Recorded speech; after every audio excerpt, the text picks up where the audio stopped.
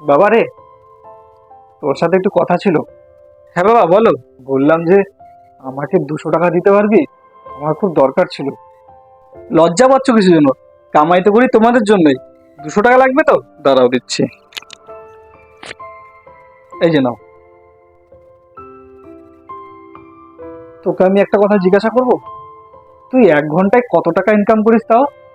আমি 1 ঘন্টায় ধরে নাও 500 টাকার মতন ইনকাম করি। আচ্ছা ঠিক আছে বাবা।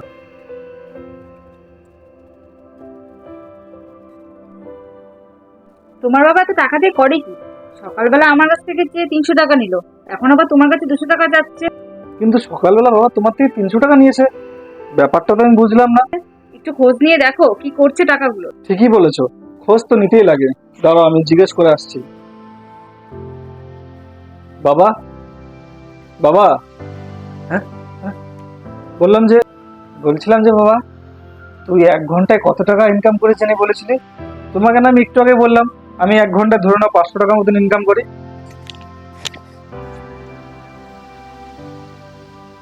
এই যে 500 টাকাটা নে।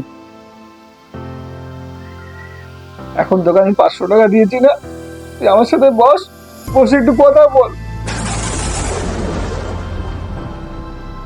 আমি তোর সাথে একটু বসতে চাই, তোর সাথে একটু কথা বলতে চাই।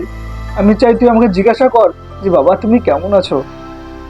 আমি জিজ্ঞাসা করতে চাই, বাবা তুই ভালো আছিস তো, কাজকর্ম কেমন চলছে।